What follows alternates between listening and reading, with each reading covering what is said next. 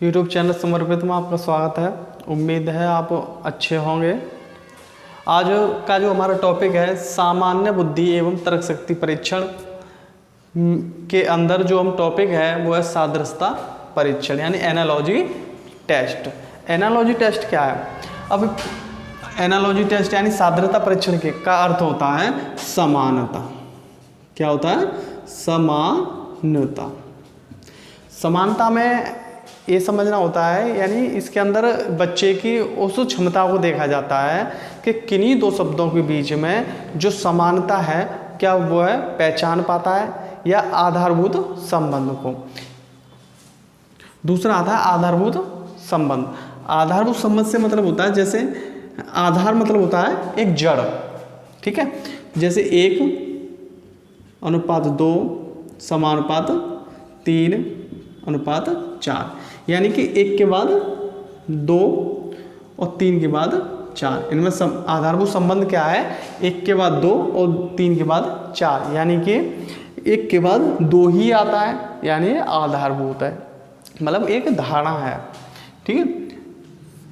और 3 के बाद 4 आता है, ऐसी एक धारणा है जो कि एक सत्य धारणा है, ठीक है। तीसरा नंबर है विकसित संबंध।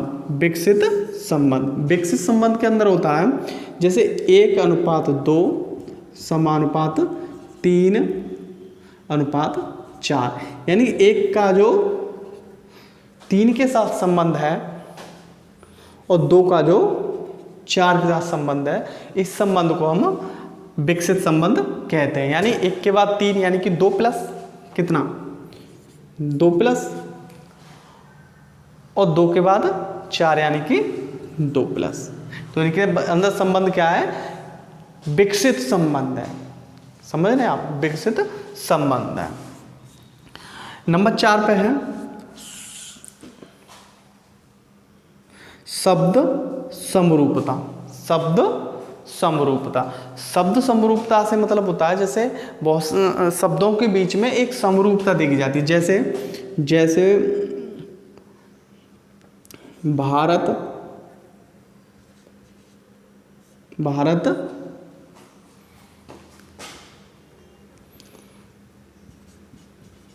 रामनाथ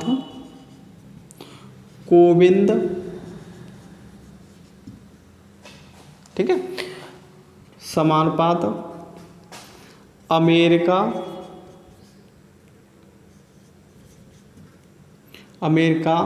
समानुपात बाइडन या बिडेन, ठीक है। यानी कि इन शब्दों के बीच में संबंध क्या है? यानी कि भारत के राष्ट्रपति रामनाथ कोविंद हैं तो अमेरिका के राष्ट्रपति बाइडन हैं। यानी कि इन दो शब्दों के बीच में समारूपता ये है कि ये भारत के राष्ट्रपति हैं और ये भी अमेरिका के राष्ट्रपति, ठीक है, राष्ट्रपति। यानी ये भी राष्ट्रपति हैं और ये भी राष्ट्रपति हैं। तो इस तरह के संबंधों को क्या कहते हैं हम? शब्द समरूपता। या राजस्थान जयपुर समझ रहे हैं आप? यानी कि उत्तर प्रदेश की राजधानी लखनऊ है और राजस्थान की राजधानी जयपुर है। तो इस तरह के संबंधों को हम क्या कहते हैं? शब्द समरूपता। अब 5वां नंबर आता है अक्षर समरूपता। क्या चीज़ है? अक्षर समरूपता। जैसे ए बी सी अनुपात EF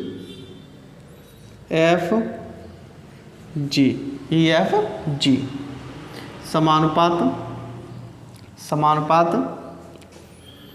BCD अनुपात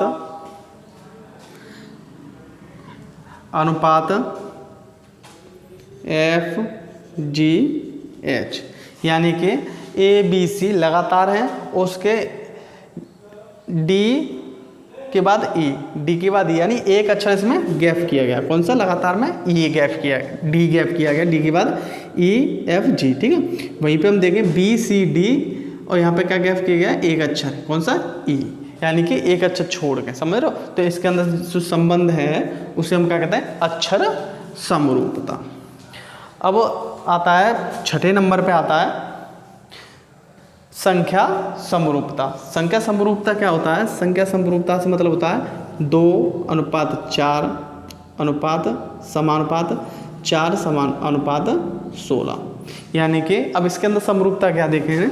इसका ये क्या वर्ग है, क्या चीज़ है? वर्ग। और इसका ये क्या है? वर्ग। यानी कि जो संख्याओं के बीच समानता होती है उसे संख्या समानता समरूपता बोलते हैं। जो अक्षरों के बीच समानता होती है उसे अक्षर समरूपता बोलते हैं। और विकसित संबंध से मतलब है एक चीज़ का विकास होना, यानी कि बढ़ना, किसी चीज़ का बढ़ना या घटना, वो है विकसित। आधारभूत संबंध से मतलब होता है किसी भी चीज़ के बीच एक आधारभूत संबंध होना। जैसे 1 के बाद 2 आता है, 2 के बाद 3 आता है, 3 के बाद 4 आता है, तो ये क्या है? एक आधारभूत संबंध है। यानी 6 के बाद 7 आता है, ये क्या है? एक आधारभूत संबंध है। और सादृश्यता परीक्षण से का अर्थ है समानता। समानता से मतलब है किन्हीं शब्दों के बीच में जो समानता है, जैसा कि हम समझ पाए हैं, इस समानता को समझना, इस समानता को समझना ही सादृश्यता परीक्षण कहलाता है। सादृश्यता परीक्षण कहलाता है। धन्यवाद।